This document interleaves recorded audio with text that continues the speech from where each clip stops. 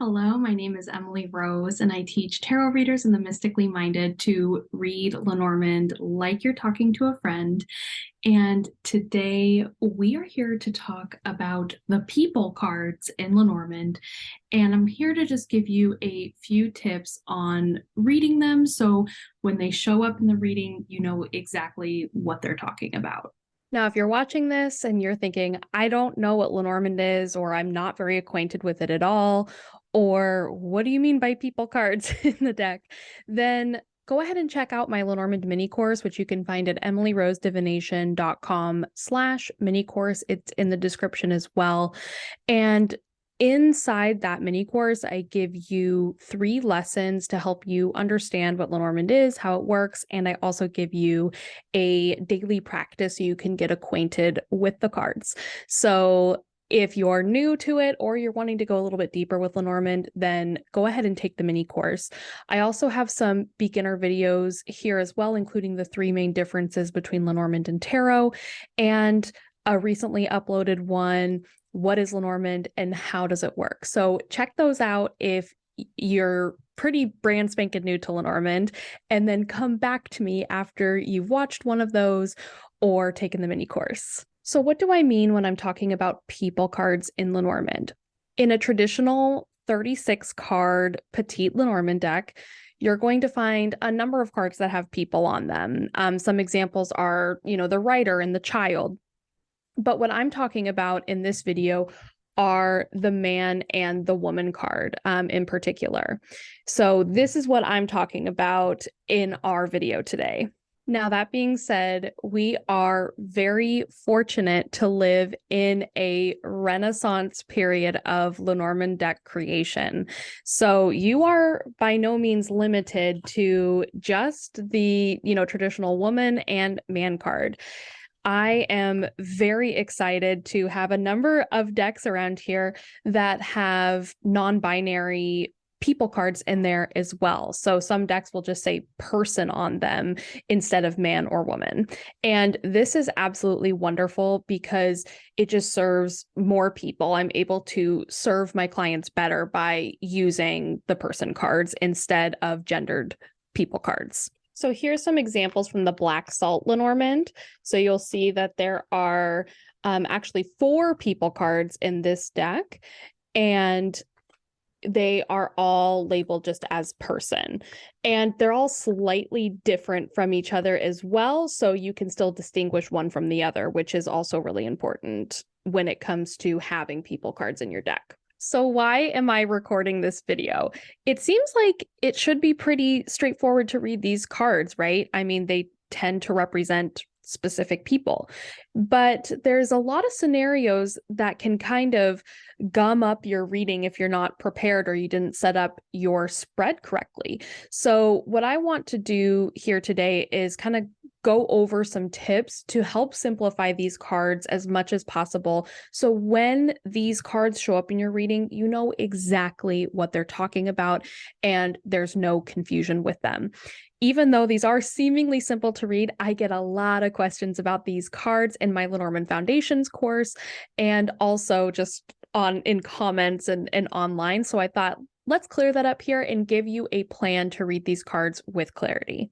So without further ado, let's get into my 3 tips for reading people cards with clarity and knowing exactly what they mean when they show up in your reading. Tip number 1 that I have for you is to take out the extra people cards in your deck if you don't need them. So what do I mean by this, and why are there so many people cards in a deck? Well, many decks now, as I mentioned, have 4, 6, 8, 10 different people cards in them. And the reason why most creators are putting additional people cards in is twofold. The first reason is because it's pretty personal which card is going to represent you, right? So as the querent, you want to have, in most cases, a card that represents yourself. And so in some decks, you have a man and woman card. If you identify as a woman, you would probably pick that to represent yourself.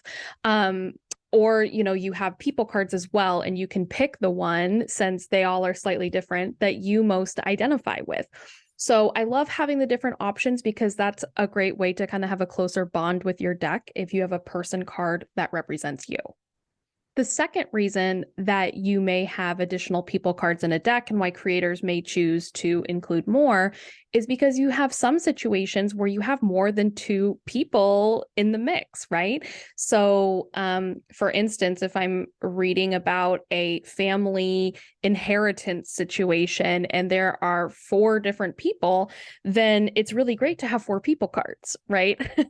Because everybody gets a card and we know which card represents who, and that's really fabulous. So those are kind of the two reasons why there are additional people cards in newer decks, and I think that's a great thing. But here's the thing, it can get really confusing if you have all these extra people cards in the deck, and when they show up, you might not know who is who. So just save yourself a lot of time and energy here and take out the people cards you aren't using. Go ahead and leave them in the box, set them to the side. You can always add them back in later, but just take them out and save yourself some time and stress and all of that. This also goes for all other bonus cards that you might have in a Lenormand deck. So some Lenormand decks, one of my favorite decks is the Rana George Lenormand. You do get four people cards, but you also have additional bonus cards in here as well, such as the bed card, which represents sex or comfort. And so that frees up, you know, the whip or the lilies, whichever card you use for sex, right? So the additional cards are really wonderful for most decks, but if you don't know how to read them yet and you're just trying to master the first 36 cards, take those out too. Free yourself up and save yourself the complications and just simplify things. You can always add bonus cards back in when you're ready to do it. So that's my recommendation. Take out extra cards if you're not using them, and then add them back in when you're ready or if the context calls for it. So that's tip number one. Take out the extra people cards that you do not need. Tip number two is to really know your context and make sure your context is specific enough. What I mean by your context is your question. The question in Lenormand matters the most out of everything when it comes to reading the cards with clarity. So what I mean by this is Lenormand responds directly to the question that you ask. And that's because they're lexical in nature. You read them like a sentence. So it needs to have something specific to respond to in order to give you a really crystal clear answer. So an example of a really good Lenormand question means that you're just in one specific context. So for example, you don't want to ask a really general question like, okay, what's my life going to look like, this year? You can ask that. Go ahead. You might get a great answer from Lenormand. But are we talking about love? Are we talking about money? Are we talking about work? What are we talking about? Right. And of course, the Lenormand cards may come in and tell you, but if you get something like the bear card, well, the bear card can be finances, the bear card could be a boss, right? Like there's so many different possibilities for what each card could represent if your context is not specific. But if you ask specifically about your love life, and let's say you're married and a person card comes up, then if it's your person card, it represents you. The other one probably represents your partner, right? So it's a lot easier to read people cards if you have a very specific context.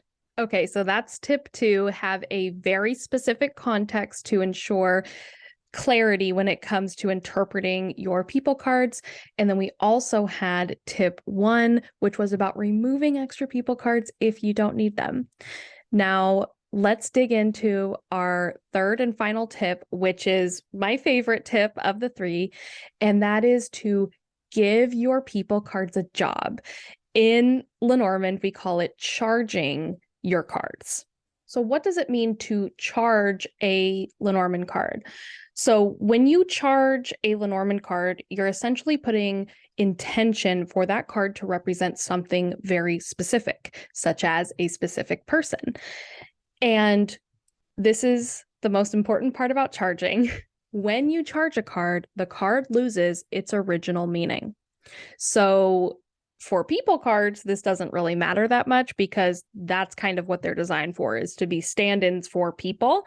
But if you're charging other cards, like you're charging the fox or the anchor for work, those cards no longer mean, being manipulative or something stable, right? They represent work if you're charging it as such. So charging is a really cool thing about Lenormand, but you don't want to go charge crazy because you need all those cards in there. So the reason why this is my favorite tip is because you just get absolute clarity with this. So if you're in a particular situation, such as, a love relationship, and maybe you have two interested people, then you can have one card charged as yourself. You can have one card charged as, romantic interest one, we'll call him Joe. And then you can have another one charged as Henry, right? Whatever. And so when that specific person card comes up, you know exactly who is who, and there's no confusion. Now, that being said, charging is fabulous and all, but you don't want to go charge crazy. You don't want to charge cards if you don't have to charge them because they do lose their original meaning. And sometimes you want to leave things open. Maybe you are asking a question about finding your ideal person. You can go ahead and charge a person card to represent that ideal person, or you could leave them uncharged as, leaving it open to who that person could be, and letting there be a little bit of mystery there. And that's fine. Many readers I know very rarely charge cards at all, and they have very accurate readings. So you do not need to charge people cards if you don't want to. That being said, if you're, struggling with reading them, or it feels very challenging to interpret people cards, go ahead and make sure every person card has a job, that they are charged, and that they have a role in your reading. Even if it's just in the short term, it's going to alleviate a lot of that confusion if each person card has a job. Now, sometimes you may only need one person card in a reading. And if that's the case, go ahead and take out the other person card if it's confusing you at that moment. If you think, gosh, I don't know who that other person could be if they show up, just take them out while you're learning, and then feel free to add it back in and play with it later. There are no Lenormand police, and this is your cartomancy practice. So do what feels comfortable for you, and feel free to play with adding in and taking out people cards and see what works best for you, because ultimately that's what divination and cartomancy is about, is your relationship to the cards. And that is what's going to determine accuracy more than anything else. If you are wanting to get more acquainted with your Lenormand deck, you're wanting some type of daily practice to further your Lenormand knowledge, then go ahead and take my free 3-lesson Lenormand mini course, which you can find in the description down below. Or you can just type in emilyrosedivination.com/mini course. And that's going to be a really great way to get you started reading and get you on the path to reading with confidence. And as you can tell by my lighting, day has turned into night here, so let's wrap this up. I want to thank you so much for being here. And if you enjoyed this video, I'd really appreciate it if you would like and subscribe. I have all kinds of Lenormand content planned and coming out for you over the next few months. I also have here on my YouTube channel all 36 Lenormand card meanings. And on my website as well, I have card combination examples there too. And so I'll link all of that down below to, keep your Lenormand bug entertained for a while. But thank you so much for joining me. If you have any questions, pop them down below in the comments. And I can't wait to see you back here next time. See you later.